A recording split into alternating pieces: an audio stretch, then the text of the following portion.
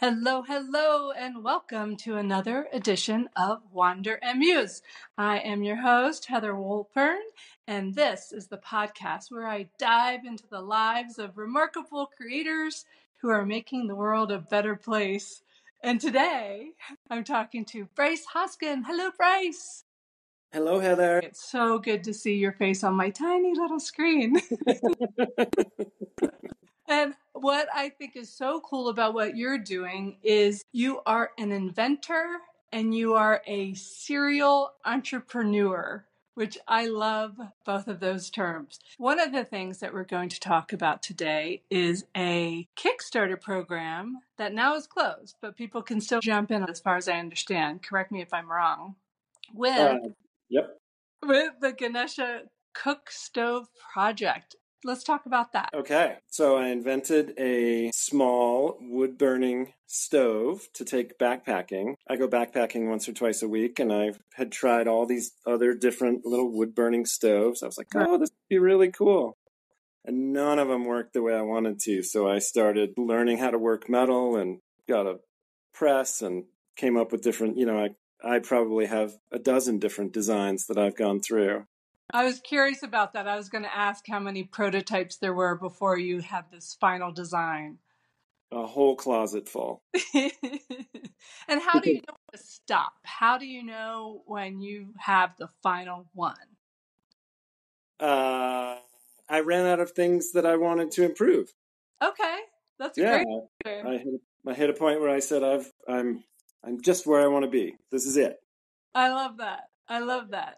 And I think it's cool, too, that you actually have three different sizes, the 9 by 9 by 9, the 12 by 12 by 12, and the 18 by 18 by 18. So talk a little bit about that and why you're offering those three different types. So some of those are things we're going to do in the future. Okay. So the one now is, I guess it's 5 by 5 by 7. Okay. Which is just the right size for the sort of cooking pot you would use for two people. And it's designed so that it fits in a, smaller than a 9 by 12 envelope, weighs less than half a pound. That's amazing. Well, and you'd never really go through the math on this, but if you take your little propane stove, which seems to weigh nothing, and then you put with it the smallest propane canister, it weighs more than this does. That's absolutely right. And just so people can see what we're talking about, they should head over to Genesha Cookstove Project.com. So that's GANESHA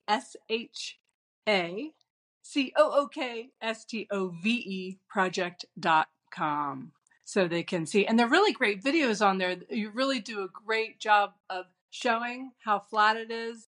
It's in this cool envelope, and then that unfolds to be the protective fire barrier, and then you take off a little piece that's still connected so you won't lose it, open things up, and put it in there. So talk a little bit more about how it actually works.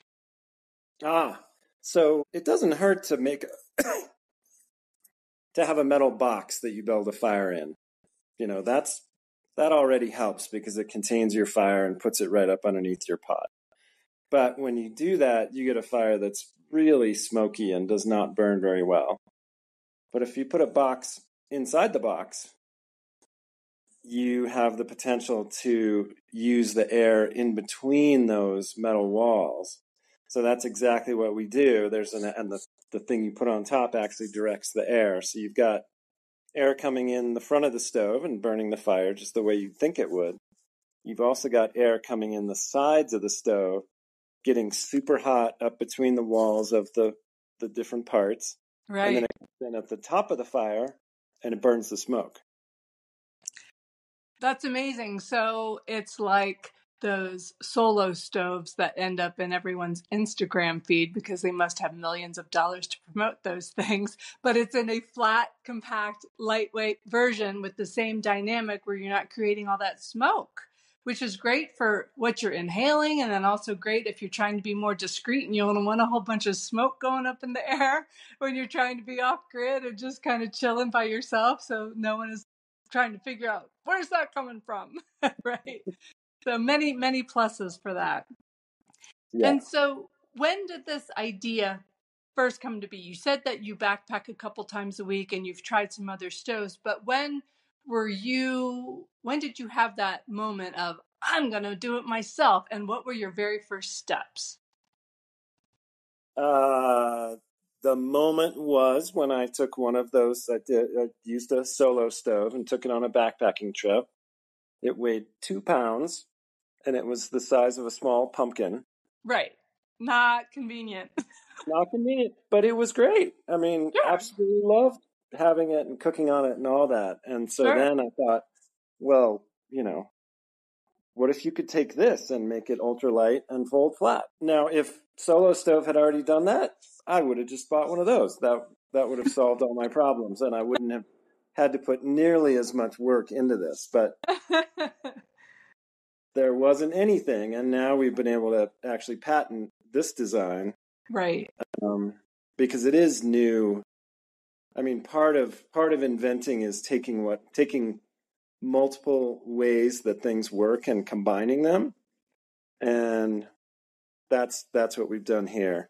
And then adding in a few new things too, like we ship it with a fireproof ground cloth, so that you can, when you make your fire, you're doing it on something that's fireproof, and so you're able to contain everything. You're able to reduce the amount you might burn the ground beneath or start a fire. Exactly. So then how did your frustration with not having exactly what you wanted to you creating what you wanted, how did then that turn into village women cooking? How did that turn into you going to India and providing them for monks? So talk about that next big step. So I was playing with some prototypes and just kind of having fun with all of that. And earthquakes hit Nepal. So this is spring of 2015. Okay. And I suddenly thought, wow, these guys need portable, efficient stoves. And then I started researching and realized, of course, I'm not the first one to ever think that. Mm-hmm. And that stoves definitely do exist for that whole humanitarian world. They are big and heavy and expensive. Mm-hmm. So I then set out to create one that was, worked as well or better, but was not as big, or at least not as big for shipping it around, Right. and not as expensive. And then I came up with of course, what I thought was a perfect prototype, and I got some grant money and went to Nepal, and the village mothers and grandmothers carefully tried it out. And as you might expect, they said, it's fabulous. It's perfect. Yay. Uh-huh. But if you could just do this with it, if you could just make it a little bigger here, and let me show you the size of my pots, let me show you the size of my firewood. Right. So without ever criticizing it, they told me that it needed some work. So I went back home and worked on different prototypes, and it was 2 or 3 more trips to Nepal with this kind of repeated, with fewer, less dramatic comments each time. Uh-huh.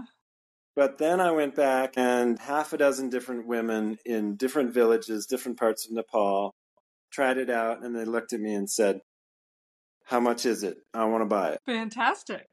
So I thought, there we go. That's I don't need compliments. That is the ultimate validation if they want to buy it. Exactly. And then did you make it so it is affordable for them? That becomes a very long story about trying to manufacture a product in a whole other country. Oh, right. So we could and haven't yet, is the short answer to that. Oh, okay. Okay. And then now just recently though, you came back from India, was it? Where you were involved with helping the monks there, correct? Right. We had a donor, a Buddhist, Uh-huh. who gave us some money and said that he wanted to help the Dalai Lama and his exiled Tibetan community. Mm-hmm. So I reached out to a group called the Lha Charitable Trust, LHA, which turned out to be an incredible organization. But they've been working with that community since 1960, like since the Dalai Lama arrived. Okay. And they said, we love this. If you send us stoves, we will give them to the monks who have left the Dalai Lama's monastery and are going to spend the rest of their lives living in huts up in the hills, without electricity or running water. Wow. But so have your stove. Yep. So that's what we did. Of course, it was 6 months of planning and getting them manufactured in New Delhi and shipped up there. Wow. It all went off really without a hitch. That's amazing. And how does it make you feel that you are impacting their lives in such a way?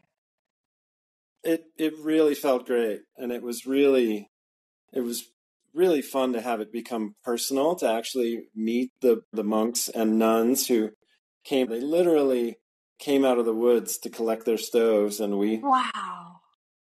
And That's so cool. Yeah, they were just so delighted. I mean, I think they're delightful people in all sorts of ways, but they were so delighted in that moment. Sweet. And yeah, it felt great. What a beautiful, beautiful story. So I know you were getting it off the ground with a Kickstarter that did go well. So now what are your next steps and what are your main goals? Right. So we've got two different designs here. They're closely related, but the stove that we used in Nepal and that we just gave to the monks in India it's a big stove. It's big enough that a family of 6 can cook every meal on it. It's shipped flat, and we assemble it together within a minute or two. And then my last step in the demo is to stand on top of it. Oh, wow. And it can take that? It can take that. Man, that's amazing. For something that's 7.8 ounces, or maybe that's the titanium one. Exactly. That's the point I'm getting to, which is that stove weighs like 4 pounds, and it's got such a different intended purpose. Right.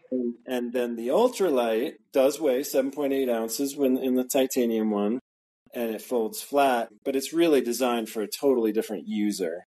And I don't stand on top of them when I demonstrate them. Good idea. That's wild. And so I want to talk about some of the other inventions you've done in your past, but I also want to just talk about more broadly, so many people have so many great ideas. Very few people actually follow through with them. But B, which ones, because I'm sure you've had many more ideas than the ones that you've actually followed through with. Do you have any tips or rules of thumb or anything when it comes to just how people know when something is worth putting their time, energy, and money into bring to fruition? Do you have any tips on that, or how did you know personally when something was worth it? Oh boy. Well, yes, I have ideas all the time, and the first thing I do is I jump on Amazon and see if it already exists. And, be thankful that it's out there and somebody else did it, because that saved you a lot of grief. That's true. Although when I think of you and your wife Karen and how you've had Mountain Boy Sleds and Montanya rum, I just feel like everything you touch turns to gold. But from your perspective, what do you think? I'm sure I just don't know about all the hard work that you put into everything. So how would you describe the process as far as what it has really taken of you to make either the stove or other inventions actually come to be? Yeah. I mean, so there's one aspect of it, which is that I think when you go into business for yourself, you sort of take this vow of white lies, which is to, when anyone asks you how it's going, you say, awesome. Sounds great. But in reality... Well, and in reality, it's probably something complex. We're working on this government permitting thing that's taking 6 months longer than we expected. I mean, believe me, people drop off the conversation quickly when you start talking about that stuff. I can imagine. Oh my goodness. And you first started the stove in 2015. So here we are 9 years later, and it's finally really truly starting to get off the ground. So how do you stay motivated and dedicated? I think it's more a dogged stubbornness than a motive. I got like that seems to be what works for me. That I'm like, well, is it worth taking one more step forward? Yes. Oh, I love that. I And love that. can I get there? Can I achieve these great goals? That just seems overwhelming and impossible. But one more step. Okay, I'll do one more step.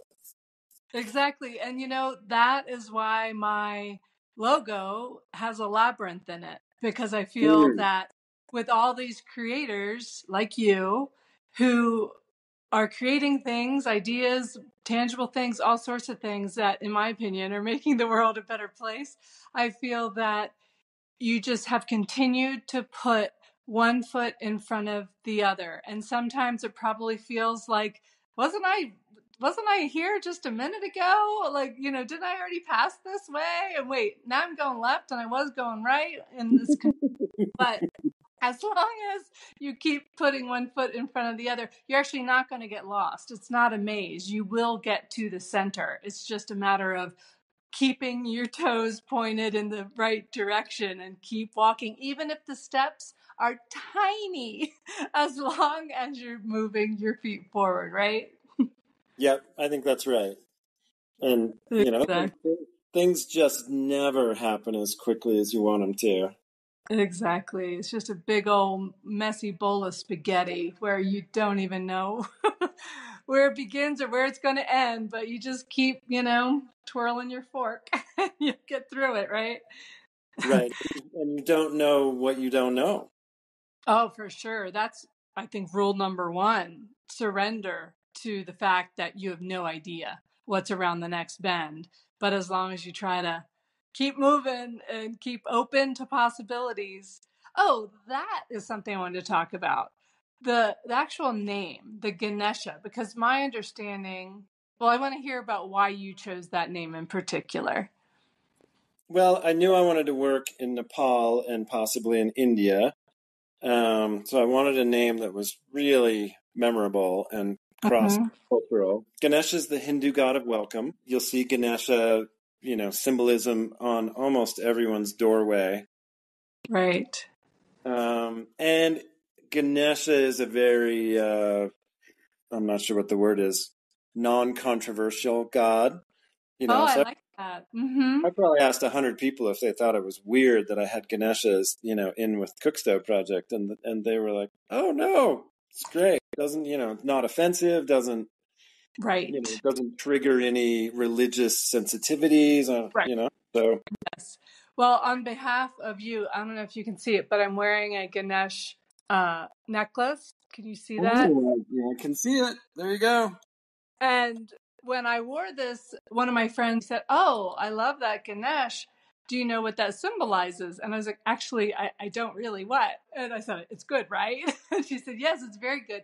And the way she put it was, it's where you're remaining open to opportunity. And so that's kind of along the same lines of what you're saying with welcome. It's very welcoming. That when I saw the name of your Cookstove project, I thought, well, that makes sense because you're giving all these people this new opportunity, and and plus, when the fact that it's being used for making food, when people break bread together and gather around to eat together, that is a very welcoming thing, and that is really what brings people together when they share food like that. So that's how I was interpreting your project's name. Yeah, I think all of those things. The one detail though is that Ganesha, the god, when in all the depictions of him, he's got one of his hands in a bowl of candy, and Oh. that was perfect because I love candy. What was your favorite Halloween candy that you got? Or do you buy the kind that you will eat or the kind you won't eat? Oh, Because I'll tell my husband, please do not buy Reese's cups because I don't want any left behind because I'll eat them all. So please buy things I don't want. right. Definitely candy corn. Yep. You're a lover of candy corn? Yep. Yeah. That's funny because that's one of those things. It's very polarizing. I'm team candy corn myself, but I know people who hate candy corn. So it's funny. Today we're talking to each other from, a couple states away. You're probably my fifth or sixth guest where we've done it via phone rather than being side to side. And my guests, I'm meeting them right as we start to record. I mean, because I've had a handful of people where they reached out to me or a friend said, oh, you should interview this person. So I never really know who I'm going to interview.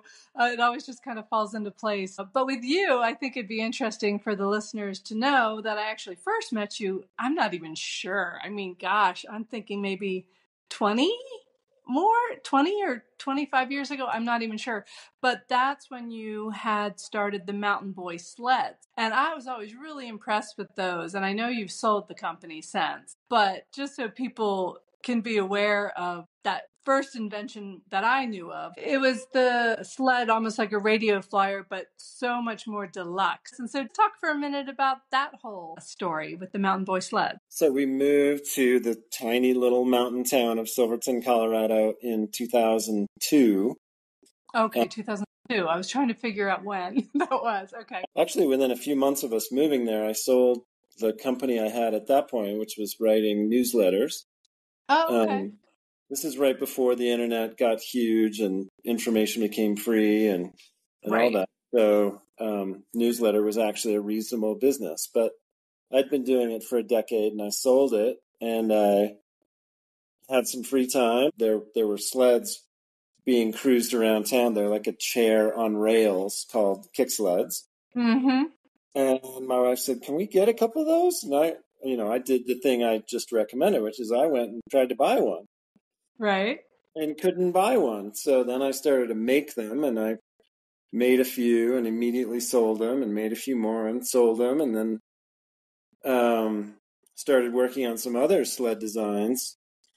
It all started rolling until I realized how much it was going to cost to make these sleds in Silverton. Right.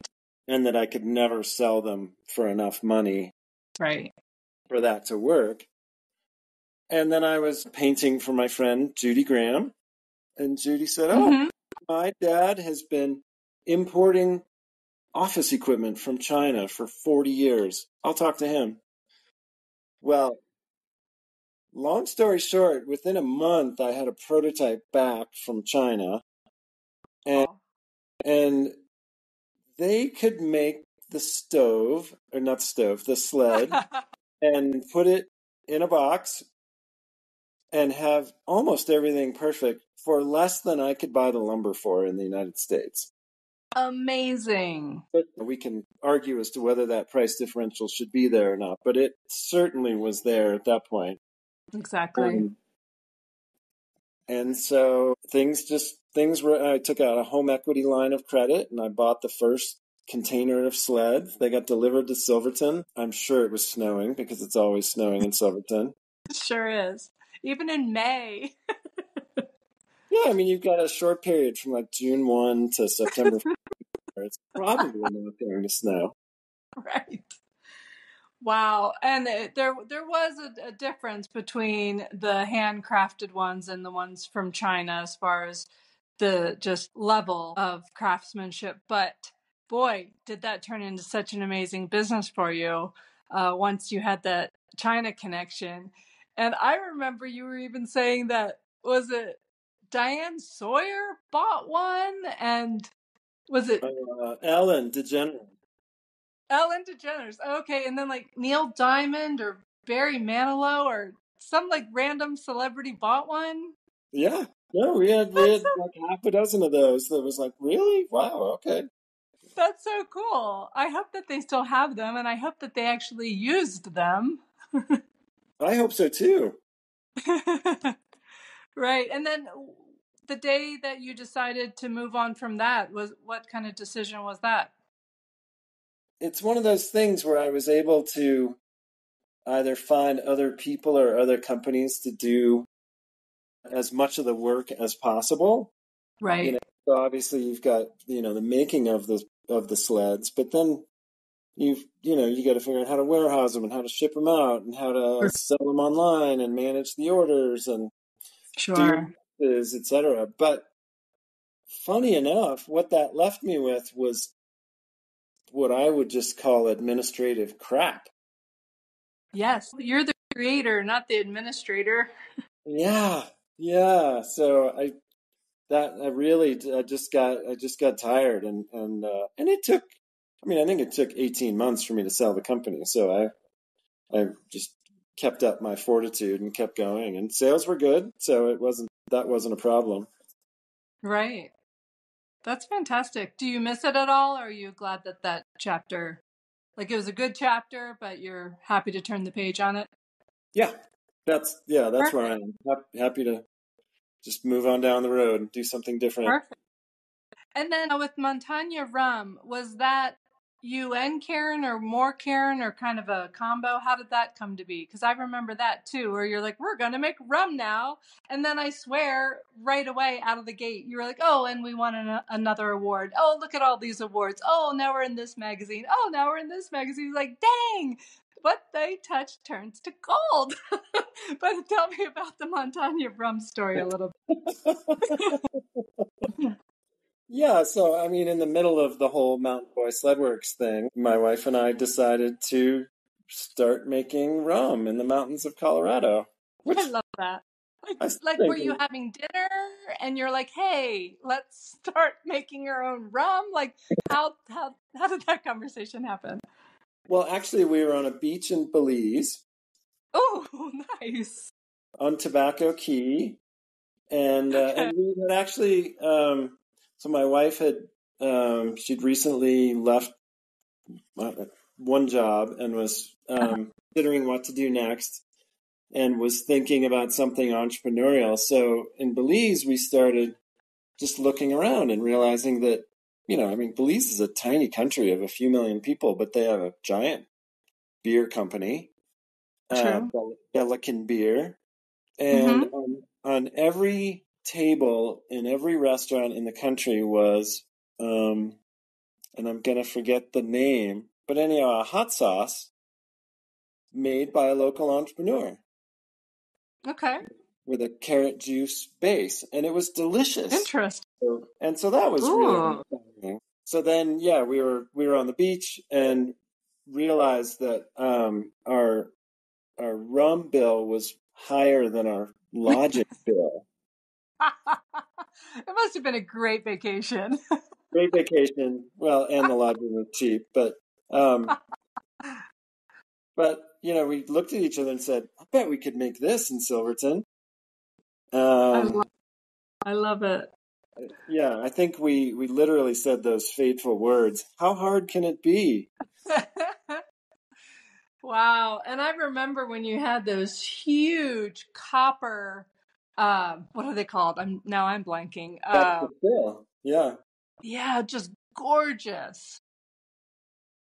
And you just figured it out. You just did some research and started making rum and then made rum that was actually really tasty and award winning. Yep, yep, and then just kept at it. That whole one step after another thing, and Yeah. we sold that company 11 months ago. Right. But at that point, we had distribution in I think 44 states and Wow. five other countries. Good for you. That's amazing. And didn't you sell it to a friend? Do I have that right? Sold it to a group that included our current distiller and a Okay. former employee, and then a marketing guy. Oh, okay. Yeah, maybe I was thinking of the former employee or something, but that's sort of cool because in a way you have like very indirect visiting rights in a way. Like you could still pop in, Oh right? yeah, oh yeah. That's And cool. they're still right here. The tasting room is still right downtown in Crested Butte. I love it. I love it. And I just want to make sure that people know how to find you again, since we're talking about all these things, but especially the stove, since that's your most recent project and it is in its infancy, even though you started going in 2015. Now it's truly getting off the ground. But it's the Genesha Cookstove Project.com. So Genesha Cookstove Project.com. I want to make sure that people see that. So what else do you want people to know before we wrap it up today? I mean, I do really respect the entrepreneurial spirit. It's, I kind of don't want to wish it on anyone, but I think it's a pretty amazing thing to just feel so sure that you've got something that the world needs and just keep pushing forward until it happens. And there is almost always a way to make it happen. Exactly. Right. You just have to commit to it, be dedicated, don't give up. Just keep going. And although one of your sons has that entrepreneurial spirit, because not too far out of college, he had his own company. So fruit does not fall far from the tree there, right? Yeah, I guess he got the affliction from me. No, he's doing great. He actually has 2 companies. So. Oh, I didn't know that. Good for him. Yeah. That's so cool. What's next for you? Next for me is to keep rolling on this. So that means we should have inventory of stoves come January, February of 2025. And then it's time to really let the world know that and be able. I'm really looking forward to being at a point where someone can order a stove and I can send back that magic email, which is, your stove just shipped. Yeah. Yeah, I was one of the lucky ones who got in on the Kickstarter, so I know that I'll be getting mine at some point. Yes, I appreciate that, and thank you for supporting it. Oh, of course. No, truly. I looked at it, checked it out. I was like, this is such a good idea. I could really use one of these. So I was sold without even knowing much about it. I was like, that's a great idea. So I think you've got yourself sweet little, I would say gold mine, but it's more like a titanium or aluminum mine. Oh, I like that. I'll take it. All right. Well, thank you so much for your time. I'm so excited that we had an opportunity to catch up a little bit, see what you're up to. And I want everyone to head over to GeneshaCookstoveProject.com to find out more about Brice Hoskin and what he's been up to, and then to listen to more of my podcasts or to check out the guests. You can head over to wanderandmuse.world. Thanks so much for listening, everybody.